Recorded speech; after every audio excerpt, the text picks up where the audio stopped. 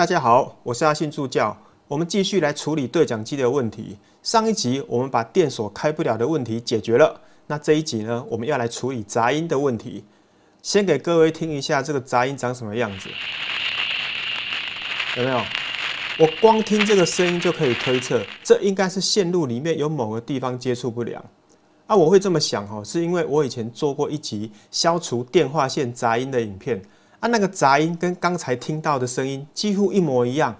当时的原因就是因为电话线的接线盒它的接点有生锈，所以导致有杂音。有兴趣的朋友呢，可以点右上角的影片。那这个对讲机到底是哪里有问题呢？我先把社区的对讲机接线图画出来。这里面的一条线其实它是电缆线，所以它可能里面包有10几20条线。然后呢，需要的话，再把里面的6、7条再分接到各个用户。那走线的部分因为是老公寓，所以它走线很乱，有些走电信箱，有些走明线，那有些呢还走在别人家里面，所以我查线其实蛮辛苦的。总之呢，就是这张图。那我们社区有2台门口机，而且这2台呢，它不是2套系统它其实是一个系统。只不过呢，在线路上这2台门口机是并联在一起的。好，那我们要怎么找问题？我在第一集处理了室内机，对不对？那接线的部分，我当时呢是有把2楼跟1楼的电信箱，它里面的线全部都重接了一次。那至少说，跟我家有关的线，我是有处理到的。那所以呢，现在呢就只剩下这个前面这2台门口机，它的嫌疑最大的我是指噪音的部分、杂音的部分。如果要动到门口机的话，最好是对整个对讲机系统要有点了解。所以呢，我这边就来说明一下整个对讲机的系统。这一张是整个类比对讲机的系统接线图。即便是不同厂牌的对讲机，它的接线概念也几乎都是一样的。左边是门口机，下面这边呢是每一户的室内机。我这边就只画2户来示意。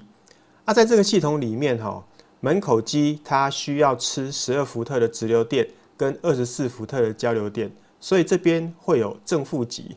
这个是12伏特。那负极是整个系统的参考电位。那这里的 A 指的是24伏的交流电，12伏特的直流电它是负责供给这个通话线路的电源。那这边的 L1、L2 就是通话线路，也就是我们今天的重点。L1 它是门口机到室内机的声音讯号，习惯上呢是用黄色接线。L2 是室内机到门口机的声音讯号，习惯上它是用白色的接线。在这2条线上面，如果有任何接触不良的话，就会产生杂音。24伏交流电它会辗转通到各户的呼叫按钮，当访客按下去的时候，它就会启动各户室内机的电磁铁。那你在家里就会听到这个声音。你会发现室内机它只有拉一条负极，没有拉正极。难道它不用吃电吗？它还真的不用吃电了。因为室内机它其实是可以看成门口机的零件，只不过呢，它是一个放得比较远的零件，所以呢，它不需要电源。那电锁的部分，它里面有电磁铁，室内机的这个开门按钮按下去的时候呢，它就会启动电磁铁开门。那如果门有开的话，就会让这边的开关短路，同时也会点亮室内机的指示灯。那整个系统大概就是这样子啦。有了接线原理的概念之后，将来我们遇到问题就比较知道该朝什么方向来思考。那我现在就要把门口机拆下来看看咯。拆的时候要用1字起，从面板的下面往上顶就可以拿下来。还好线够多有拉住就没有事。门口机拆下来之后，第一眼就看到生锈的端子台，凡走过必留下痕迹，凡生锈必留下杂音。我很确定这个一定会有问题，所以我就直接把门口机拆回家除锈。拆线之前要记得要把每一条线做标签，到时候呢才装得回去。你看这锈的真的很严重啊！那我们等一下就把它泡到这个柠檬酸里面，丢进去。然后这些螺丝反正就一起丢下去吧。到时候我再把它装回去的时候，会涂一些油这样就避免它再锈掉。你看有在冒气泡了，这表示这柠檬酸有在工作。那我们就给它放一阵子看看咯。好，刚才我们泡的这些接点已经都差不多了，我就先把它拿起来。锈掉的地方因为已经侵蚀到之前的电镀层了，它应该是有电镀啦，所以它已经没有像以前那么光亮了。有没有？现在已经有恢复了蛮多的金属光泽了，对不对？那所以等一下呢，我们就把它装回电路板上。再来，我也把按钮做个处理，因为按钮有的时候会接触不良。我看它只是用螺丝去顶着这个按钮来当做接触点，所以呢，我就把螺丝施一点力，把它转一转，应该就可以有磨砂的除锈效果。大概就这样处理一下。好，我现在已经把电路板装回去了，然后这些按钮也都处理过了。那我们这样子就拿回去装吧。装回去的时候就照着之前的接线一条一条的装回去。那你看这边的正负极电源跟白色、黄色这个通讯线它们都是这个线都是从1楼的电信箱拉过来的。照理说只要一条线就好了啦。为什么这里会有2条线？因为我们这个社区有2台门口机，我现在处理的是左边的门口机。那另外右边的门口机也要供电啊。右边门口机的供电就是从这边的正负极拉过去的。通讯线也是一样。那你看这边的 A 交流电人家都是2条线为什么这边就接了3条？因为呢还有电锁要处理，电锁呢就是咖啡色这一条电锁要供电嘛，就是从这个 A 这边供电出来的。其他用户的按钮呢，就照着刚才的标签接一条一条接回去，就不会有什么问题。全部接好之后，左边的门口机呢就算 OK 了。那接下来就是处理右边的门口机这一台门口机的状况比较差，你听它会发出哒哒哒的声音。我直觉是它的电路应该是有故障的。拆开之后我一看哇，这很精彩呢！你看它这个零件锈蚀的非常的严重这个是淋过酸雨吗？然后这通讯线的部分，它明明一条线就可以进来，为什么中间还接了一小段线而且这个胶带里面缠的我猜应该也都锈蚀到黑掉了，因为你这边就黑了端子台不用讲了，这都锈光光了然后还有这个响铃线的部分整个都已经快要脆掉了，有没有看到？所以这一台基本上我是放弃维修我想要直接就买一台新的。哇，新的对讲机终于送来了新的感觉看起来很不错来打开来看一下，这个孔就是装在墙壁上的安装孔。然后我们来看一下机子本身，这个响铃的讯号，它现在已经不是用裸线了，它现在是用带皮的电线但是因为它这个边边这个接点的地方还是会有裸铜的存在，所以我还是会把它换成7包线。然后你看这个电路它现在有用盖子盖起来这样很好，这到时候呢就不会被水淋到我现在把它拆开来看好奇看一下。来，我们把它打开。哎呦，你看它这个电路喇叭跟麦克风已经不是直接焊在电路板上，它是用 connector 来做连接，所以到时候这个时间一久的话，接触的地方就容易锈蚀所以我到时候我会把它上一点油。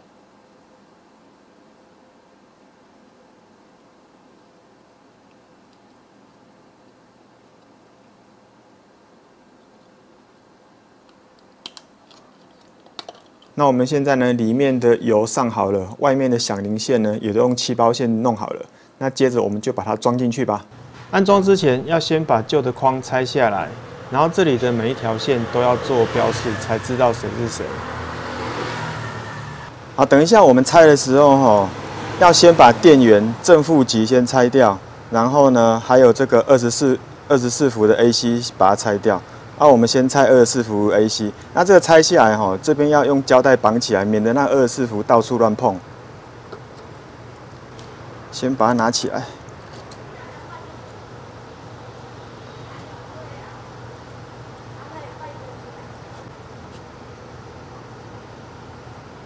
这个已经直接断掉了，你看，这个是通话的线，这个已经直接断掉了。好，我们已经把那个前面的面板拆下来了，那接着我们就把这个外框拆下来。这只螺丝总是斜的，哎呀，哦，下来了，下来了，真的是历史性的一刻呢，哦。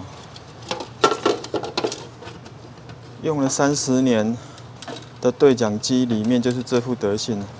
可是这个线基本上不太有机会换啦，所以就沿用。来，我们换一个新的。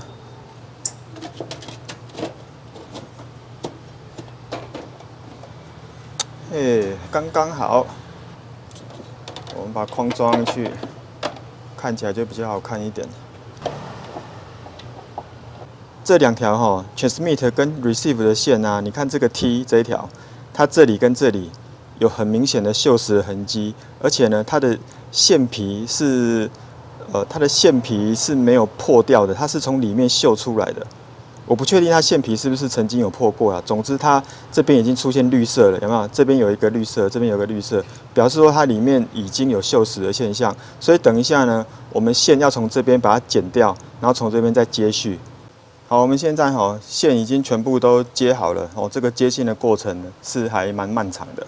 然后呢，刚才我们说这个线有断掉的，对不对？线皮里面有锈蚀，那我们重新接续了，然后就接到这里来然后呢，这里的响铃线也都换成气包线了，所以目前呢，接好的线呢就看起来比较漂亮了。然后没有用到的线呢，我们也都把它漂亮的卷在旁边。那我们现在就把它装回去啦，装回去。好，然后上面再锁回去。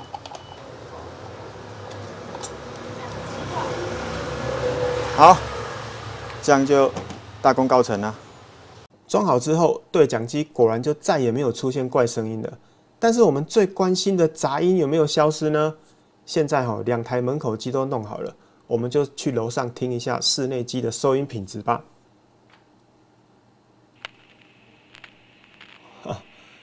结果还是有杂音但是真的有比较小，因为我起码听得到外面车子的声音。跟之前比起来真的是有比较小。这表示我们这样处理还是有效果的，只不过呢还不够。因为杂音通常是好几个原因叠加在一起，你今天处理了一个，它可能还有另外一个，所以我们还要再努力啊。只不过呢，2台的门口机都处理了室内机也算新的到底还有哪里有问题啊？难道真的要我把全部的线都重新接一次吗？因为目前只有从我家到门口机这一段有重接啦，其他我是还没有如果全部要重接那工程就浩大了如果真的要这么做的话，我们就得要先确定是线的问题，好再去做，这样才有意义嘛。那我要怎么确认这一长串的线有没有问题呢？刚好我家的室内机跟右边的门口机是在这条通讯线的两端，而且我这台室内机跟门口机基本上来讲都是新的，所以如果通讯线只接这2台新品，这样子也能听到杂音的话，那就表示这个杂音就是来自通讯线本身嘛，这是合理的推断。这样子的话呢，我就要让左边的门口机先暂时离线，不要让它影响测试，因为毕竟它不是新的，我要尽可能的减少变数嘛。所以呢，我就趁着半夜人少的时候，把左边的门口机断线，来听听看室内机的收音状况。那各位来听一下。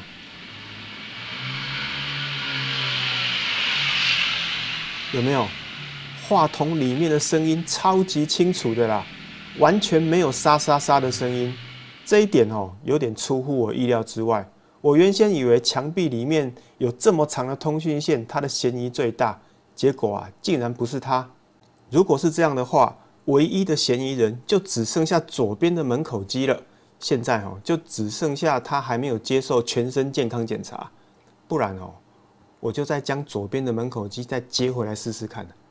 结果一接回去之后，上楼一听，吼，沙沙沙的声音马上就回来啦。到此哦，真相终于大白了啊！搞了半天，原来是左边的门口机才是杂讯源啊。原本我以为哦，只要把它的端子台清理过，杂音就会减少。那事实上哦，它真的有减少哦，但是我没有想到对讲机里面的电路会产生杂音啊。至于是哪个元件造成的哦，我已经不想要查下去了，它已经用几十年了，我想就直接给它换新了。所以哦，我又再去买了一台门口机装上去，那安装过程都跟之前一样，所以我就省略啦。我们现在就来听听看声音变得怎么样。哦，这个声音不错哦，我觉得这个杂音真的有明显的改善。虽然说还是有那个的交流声啊，但那是另外一个议题啊。目前哦，我们只要可以通话不吃土就好了。哦，看起来还不错，对不对？哦，真正血刚绕开呢，还是有一点杂音，对不对？只是程度上来讲，真的有比以前好很多啦。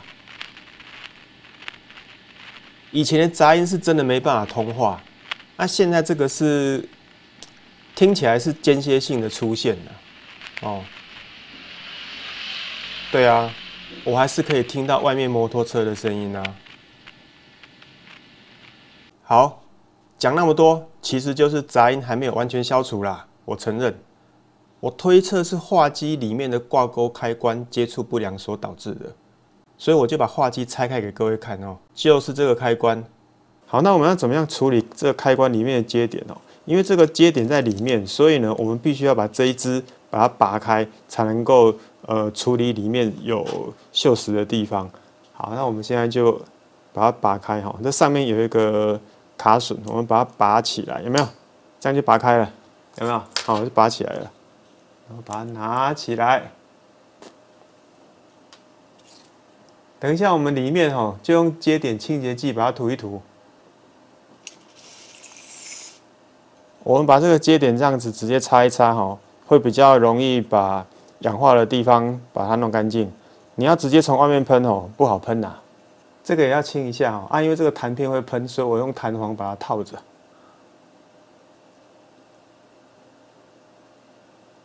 那接着呢，我们就要把这一支杆子再装回去啊。它有正反面哦。你看这个表面有一个三角形结构的呢，就是上面。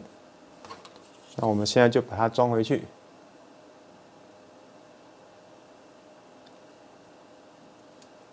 这样。好，那我们装回去，再听一次看看。我们再听看看声音变得怎么样？好像也不错啊。不过这一次我大约观察了1个星期啦，我很确定杂音是没有再出现，所以呢，我这边就确认完修咯。当然，各位应该都有听到话筒里面持续有滋滋的交流声，这一部分是来自于电锁的 EL 跟 PT 的干扰。因为它们都带有24伏交流电，然后又跟通讯线在同一条 cable 里，长度又超长，所以它就跟天线一样，系统一定会受到干扰。除非我们把电缆线里面的地线加粗，或者电锁独立供电，这样才有机会改善。但是呢，以目前来讲，我们根本办不到，所以现在就是最好的状况。好。那我们今天就把对讲机从很严重的沙沙杂音一路修理到完全没有沙沙声的状况，希望这个分享对各位有所帮助。别忘了要记得订阅实作派电子实验室哦，拜拜。